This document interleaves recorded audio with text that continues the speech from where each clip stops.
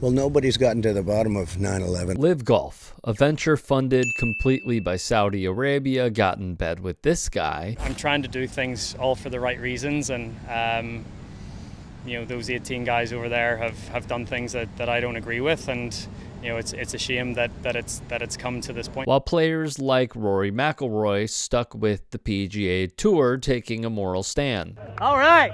Last hour, Phil Mickelson teed off here at the 16th hole just behind me. Here's what happened. Do it for the Saudi royal family. Come on, man. One more time and we'll escort you out. Okay, I'm so sorry. I'm so sorry. I am sorry. I'm very sorry. I'm very sorry. LIV's events had trolling comedians and sparse crowds, as seen here at a Trump property. Folks laughed at the thought of this continuing. So, what was it exactly? The golfers who play for LIV get their millions and hundreds of millions of dollars from Saudi Arabia's public investment fund.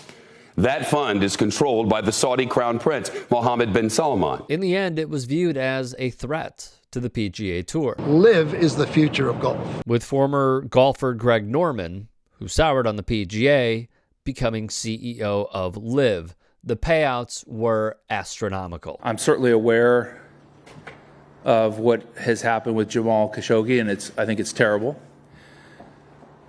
I've also seen the good that the game of golf has done throughout history, and I believe that LIV Golf is going to do a lot of good for the game as well. Phil Mickelson, seen here, was reportedly paid $200 million just for signing. You said something in a Sports Illustrated interview, and you just said it again this morning. What happened to Jamal Khashoggi is awful, but I've seen the game of golf, the good that the game of golf has done throughout history. No matter how successful this tournament could ever be, it can't counteract someone being murdered, can it? And in the end, he carried the water publicly for Saudi. Dustin Johnson received a reported $150 million for joining LIV. Bryson DeChambeau, $125 million. Brooks Koepka, $50 million. Huge payouts. Humongous payouts.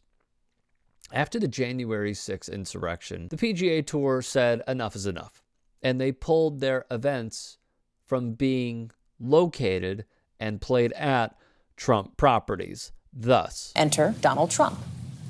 The lucrative tournament could bring his golf empire, not to mention him personally, millions of dollars. He viewed LIV as a no-brainer, especially when this happened. Mr. Kushner himself made at least 3 trips to Saudi Arabia just during Trump's first year in office. Saudi Arabia put $1 billion into a brand new investment fund created by Mr. Mnuchin. MBS gave this $2 billion to Jared Kushner's new investment venture. There were many who hated it. I love golf. I do. I play it.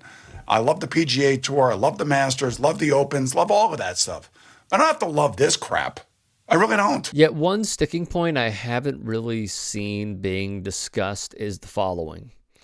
Magistrate Judge Susan Van Quellen, pictured here, would make the news in February of 2017 when she rejected LIV's arguments that the PIF and Yasser Al-Rumayyan are protected by sovereign immunity laws because Al-Rumayyan's conduct falls within the commercial activity exception to the Foreign Sovereign Immunity Act. Should the ruling hold, it would give unprecedented access into the business dealings of the Sovereign Wealth Fund, which Saudi Arabia has long fought to keep secret. The PIF is the primary backer of LIV, and documents the PGA Tour obtained in discovery in December allege that the PIF and Al-Rumayyan were instrumental in inducing players to breach their tour contracts. The tour would argue Al-Rumayyan personally recruited players, played an active role in contract negotiations, and expressly approved each of the player contracts, all while knowing that these deals would interfere with the players' tour contracts. LIV argued that the PIF was a mere investor, but Van Quellen has rejected those assertions. That is it. And why, in my opinion, today's news as follows is shocking. The PGA Tour and LIV Golf, the insurgent league bankrolled by billions of dollars from Saudi, said Tuesday They had agreed to a merger, ending a bitter fight for supremacy of men's pro golf that had divided top players and, of course, the leagues. The group claims the move is being made to unify the game of golf on a global basis, with a plan to grow these combined commercial businesses, drive greater fan engagement, and accelerate growth initiatives already underway. Furthermore, the tours will work together to best feature and grow team golf going forward. Here is the later support from ESPN's Mark Schlabach. He was surprised that this happened, as were the players on the tour that he spoke with. One anonymous player said he did not understand why this was happening because LIV Golf was dead in the water and the PGA practically threw them a life jacket. Chris Murphy, senator from Connecticut, would tweet, "So weird. PGA officials were in my office just months ago talking about how the Saudis' human rights record should disqualify them from having a stake in a major American sport. I guess maybe their concerns weren't really about human rights." Yeah, you could say that again. One of the better tweets and portions of analysis I saw was from ESPN Scott Van Pelt. He wrote, "So you preach loyalty to a tour and convince guys not to take 8 and 9-figure deals based, in part, on that loyalty and in part on the source of the money. Then those guys find out on Twitter you took the very same money." Nino Brown, always business, never personal.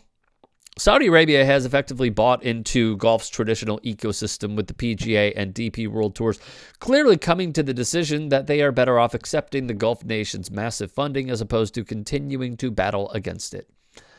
It just seems odd that someone like Jay Monahan, who has come out vehemently against Saudi Arabia, and you have all these players like Tiger Woods, Rory McIlroy, what have you, sticking with the PGA Tour about loyalty and morals, and yet those at the top did the same.